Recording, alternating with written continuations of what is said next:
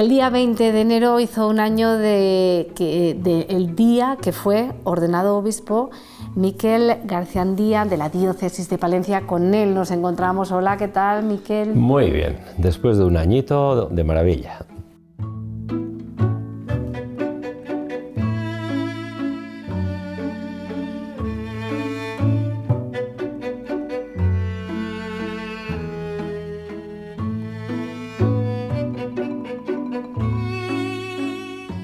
Un año, ya esa toma de contacto se ha convertido ya, pues bueno, en su día a día, ¿no? Vamos a hacer un balance de estos 365 días. ¿Cuál es ese balance? Bueno, el balance es positivo porque yo tampoco podía traer unas expectativas excesivas. Mi objetivo era escuchar, mirar, pulsar la realidad, hacerme con los retos, con los problemas, con las posibilidades que hay. Y yo creo que ha sido un año fundamentalmente dedicado a eso, muy intenso, porque tanto en lo que es extensión como en intensidad pues, ha habido mucha actividad y mucha vida. Ese día que usted fue ordenado obispo dijo que quería hacer de la Iglesia un lugar abierto y acogedor para todos. ¿Lo ha conseguido? No, porque ese no es un objetivo que lo consiga un obispo, sino que el obispo es al que le toca coordinar, animar, alentar, que todas las comunidades cristianas tengamos ese perfil. Porque es verdad, y ya adelanto alguna cosilla, ¿no?, que uno de los problemas que tenemos en la Iglesia es que muchas veces no hemos sabido comunicar, ¿eh?, lo que realmente somos, tenemos el tesoro que llevamos entre manos y pasamos por ser una institución a veces un poco oscura, que no da demasiados datos. Y claro, en esa línea esta es una tarea que está en marcha y de hecho este año en el plan de comunicación vamos a ir incidiendo en ese tema. Es una gran noticia saber que van a abrir esas puertas para conocer, dar a conocer a aquellas personas que igual pues, no hayan tenido la posibilidad de tener ese contacto directo con la Iglesia. Hablando de otros retos, hablaban también ustedes de la falta de vocaciones. Este sí que es un verdadero problema. Sí, en el doble sentido de la palabra, porque cuando se habla normalmente de vocaciones faltan vocaciones a sacerdotes, a religiosos, religiosas, a laicos, a comprometidos, pero esta es una de las facetas. La otra faceta es que la crisis vocacional es que el ser humano hoy en día ha perdido la noción de que nosotros en la vida tenemos un origen, una misión, un destino, una tarea que realizar. Y entonces este año tenemos la gran ventaja de que vamos a celebrar ya muy próximamente, del 7 al 9 de febrero en Madrid, el Congreso Nacional de Vocaciones. De Palencia vamos a ir conmigo otras 24 personas, de las cuales 12 jóvenes, y vamos a participar intensamente de un congreso que tiene como tarea pues justamente redescubrir, tejer una verdadera cultura vocacional, de tal manera que en la Iglesia la pregunta natural sea, bueno, Dios a mí, ¿a qué me está llamando?, ¿no? Entonces yo pienso que va a ser un hito importante. Desde luego, 12 jóvenes es importante, ¿no?, porque al final la juventud es el futuro. Son el futuro y yo casi me atrevería a decir que prácticamente el presente. Y mi experiencia, y luego esto es una experiencia que yo la comparto con otras diócesis, los jóvenes vienen con hablando de apertura. La gente de menos de 35 años se podría decir que ya no hay absolutamente ningún prejuicio contra la Iglesia. Pueden que no tengan demasiada información de quiénes somos, pero sí que hay que decir que el joven mira con ojos limpios a todas las realidades de la sociedad, y eso incluye también a los cristianos. Entonces, yo pienso que es un momento muy interesante. Todo evoluciona, la Iglesia también ha evolucionado mucho. Usted habla precisamente de eso, ¿no?, de apertura, la apertura también implica cambio. ¿En qué momento está la Iglesia? Bueno, la Iglesia estamos en un cambio de época, porque si nosotros miramos con una perspectiva larga, podemos decir o bien que la Iglesia que nosotros hemos conocido, la llamada Iglesia de Cristiandad, se generó en el siglo XVI con el Concilio de Trento, o si miramos un poquito más a fondo, podríamos hablar de que es la Iglesia llamada constantiniana, que se remonta al siglo V. Es decir, hemos llevado en Europa occidental 1500 años de lo que llamaríamos cristiandad, donde la Iglesia ocupaba socialmente un lugar central e influía en todos los aspectos de la vida, a una sociedad ya mucho más dinámica, muy plural, muy cambiante, donde la Iglesia no estamos situados en el centro de la sociedad, sino que estamos situados al margen, y eso puede ser maravilloso, porque o podemos ser un mero residuo, una cosita que se resiste a morir, que viene del pasado, o podemos ser un resto profético, un germen, una manera que está no en el centro de la cultura, sino desde un margen, desde una periferia, diría el Papa Francisco, dando una propuesta de una vida alternativa. Y para mí, en ese sentido, es un tiempo apasionante, porque tenemos que aprender a vivir en esa periferia, en ese ser al margen, una institución, personas que damos claves de vida. También en ese primer contacto con los medios de comunicación, durante su ordenación, hablaba del patrimonio. La Iglesia tiene un rico patrimonio que al final es parte de todos, pertenece a la Iglesia, pero es de todos los ciudadanos, ¿no? Y su conservación es fundamental. También era otro de esos retos, ¿no? Sí, también decía yo que cuando hablamos del patrimonio tenemos el riesgo de gestionarlo como si fuera casi un tanatorio. Es decir, patrimonio es lo que nos va quedando, restos de un naufragio de siglos que nosotros lo hemos conservado, y yo hablaba de tener la visión de que eso es una especie de paritorio. Lo que nos han legado las generaciones anteriores puede ser muy inspirador para que nosotros también demos sentido al tiempo que nos ha tocado vivir. Y en ese sentido, la Iglesia y el cristianismo católico nos han legado unas obras de primerísimo nivel, pero que son obras que son cartas de amor, que son un lenguaje cifrado que hay que descifrar. Son la historia de Jesús, de los santos, de la salvación, y entonces yo considero que el patrimonio, tanto el material como el inmaterial, son referencias de sentido para la gente hoy. En colaboración, me imagino, ¿no?, que también es necesaria con administraciones, con la sociedad en general, pues para que ese patrimonio siga vivo. Cuidado. Sí, ese es uno de los elementos fuertes que yo veo en Castilla y León a nivel regional, la colaboración en las distintas administraciones, en el nivel municipal, diputación, lo que sería Junta y Gobierno de España. Y ahí, dentro de lo que sería Castilla y León, la gestión que Palencia hace del patrimonio es modélica y es una referencia para otras diócesis, para otras provincias, porque aquí tenemos unos equipos de gestión, de patrimonio, de obras muy bien engrasados, e iniciativas público-privadas de conservación, restauración, de apertura de templos que funcionan estupendamente. Miquel, otra de las cuestiones también a las que hizo usted referencia fue a estar cerca de las víctimas de abusos, ¿verdad? También vivimos tiempos un poco complejos en ese sentido.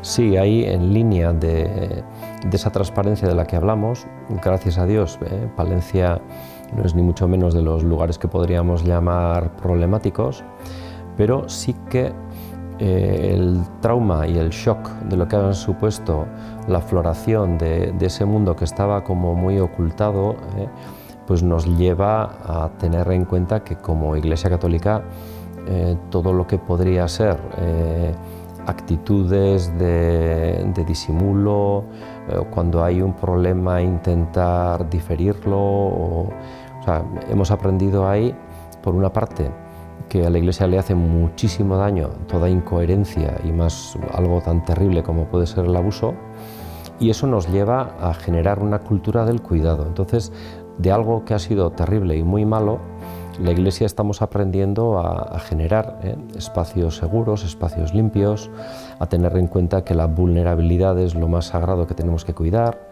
los niños, las personas con discapacidades de todo tipo, y esto nos ha servido para una concienciación que este año yo quiero, claro, seguir impulsando. Nosotros también tenemos la oficina, las personas encargadas de que cuando eventualmente pudiera haber alguna denuncia, todo eso está ya en la Iglesia española tipificado, y yo creo que este es uno de los elementos que la Iglesia, me atrevo a decir que es la única institución en España que ha hecho sobradamente los deberes.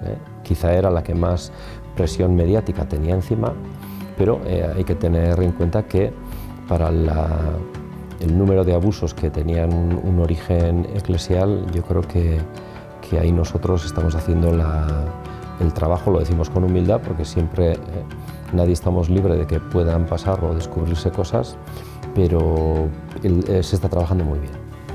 Bueno, hemos hablado de esos mensajes que usted trasladó en esa primera toma de contacto con los palentinos. Ahora ya ha pasado ese año, ¿verdad? Y afronta uno nuevo. ¿Cuáles son los nuevos retos que se plantean?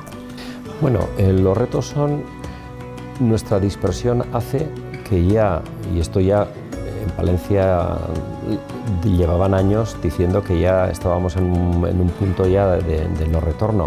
O sea, es imposible una atención a las comunidades como la de hasta ahora. Entonces yo hablo de la importancia de una pastoral de conjunto. O sea, no podemos pretender que en pueblecitos de 10 o 30 habitantes tengan exactamente los mismos servicios religiosos que hace 70 años, cuando había 5 veces más clérigos y la población era mayor. Entonces ahora tenemos que repensar la territorialidad, tenemos que repensar nuestras comunidades, porque lo que yo obviamente como pastor quiero es intensificar la vida cristiana, tanto la celebración, la formación, pero eso pasa por concentrar las celebraciones, las Eucaristías, la formación, los grupos, y eso requiere que en lugar de estar hablando de 470 y pico parroquias, hablemos de zonas pastorales donde hay equipos pastorales, donde en los arciprestazgos ya se trabaja poquito a poco en equipo y en común. Entonces este es un reto. La dispersión nos tiene que llevar a una mucha mayor concentración. Este sería un reto. El reto de fomentar una verdadera cultura vocacional sería otro. Y el reto de ser una sociedad abierta e inclusiva como Iglesia y acoger, y que los inmigrantes no simplemente sean acogidos en nuestras comunidades, sino que estén integrados y sean directamente también corresponsables en todo tipo de cargos en las comunidades cristianas. Serían algunos de los retos que yo vería. Aprovechamos que nos permite esta conversación distendida, ¿no? Y también aprovechamos que aboga por esa apertura de la Iglesia. Vamos a dar a conocer un poco cuál es la función de un obispo, porque muchas personas igual no saben exactamente cuál es su día a día y son muchos asuntos, muchos viajes, muchas tomas de contacto, muchas decisiones, ¿no? Vamos a ver si somos capaces en poco tiempo pues de contarlo, ¿no?, a la sociedad. La palabra episcopos en griego significa supervisor, alguien que mira desde arriba. No porque se ha puesto delante de un estrado o encima de un estrado, sino porque mi carisma específico, lo que yo recibí en la ordenación en Palencia, fue que yo pertenezco a un colegio, a un grupo, que somos los sucesores de los apóstoles. Es decir, nosotros tenemos como tarea específica y primera mantener la continuidad de las comunidades cristianas del siglo XXI con Jesús y con aquella primera iglesia de Jerusalén. Que en 2000 años no se den cortes, o sea, que los cambios que se den sean los cambios de todo desarrollo. Pero la fe es la misma, el amor es el mismo, la iglesia es la misma. Entonces, mantener vivo ese contacto con el origen. Eso literalmente en griego se dice jerarquía, que es una palabra que luego tiene unas connotaciones un poquito feas, pero jerarquía significa el que garantiza que el origen de todo esto es sagrado, que viene de Jesús, que viene de Dios. Luego, la tarea del obispo es vincular a todos los cristianos de un territorio en torno a su persona, y para ello el obispo tiene su colegio de colaboradores, que es el presbiterio, los curas y los diáconos, que son los que hacen llegar la Eucaristía y los sacramentos a todos. Entonces mi tarea es ser el vínculo de unión, y por eso yo para la enseñanza necesito una cátedra. Entonces la cátedra y la catedral es el lugar donde está la cátedra, es la referencia de la enseñanza. Yo tengo que enseñar y me toca regir, juzgar, y me toca santificar, ayudar al pueblo de Dios a seguir a Jesús de cerca. Eso en cuanto al aquí y ahora. O sea, el origen, el aquí y el ahora, y luego como supervisor también me toca abrir campo de juego hacia el futuro. Obviamente todo esto se hace colegialmente y sinodalmente. O sea, yo no soy un monarca, alguien que tiene todos los carismas, sino que yo he recibido ese carisma que me da la capacidad de ayudarle a cada uno a descubrir cuál es la vocación. Entonces aquí todos los laicos igualmente corresponsables, y estamos ahora viendo pues hacia dónde nos lleva el espíritu.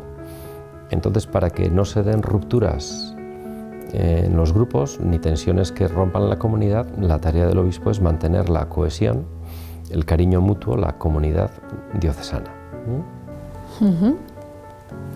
La Iglesia trabaja mano a mano también con organizaciones sociales. Esta tarea también es importante, ¿no? Desde la perspectiva, pues eso, de ayudar a los demás, que al final es uno de los pilares de la Iglesia. Sí, si uno lee los Hechos de los Apóstoles, la Iglesia de ahora tiene que ser la misma de entonces. Nos dedicamos a la celebración de la fe, nos dedicamos a formar y a conocer nuestra fe, y nos dedicamos a cambiar el mundo, a traerlo al reino. Esto sería lo que se llama el ámbito social, sociocultural. Entonces la Iglesia tiene como vocación, si hay fe en un territorio, no puede haber pobres que estén desatendidos, no puede haber situaciones humanas en las que la gente grite y nadie les escucha. Entonces la Iglesia tiene que ser una Iglesia samaritana, y todo el aspecto asistencial, también de crítica profética, de buscar la justicia, de denuncia, de detectar dónde puede haber colectivos vulnerables, o sea, todo lo que afecta al ser humano también es de la Iglesia. Con lo cual, el perfil de la actuación de un católico, de un cristiano, no es simplemente la espiritualidad, sino que la espiritualidad es lo que a esa persona nos tiene que llevar a salir al mundo, al encuentro de los hermanos que más lo necesitan.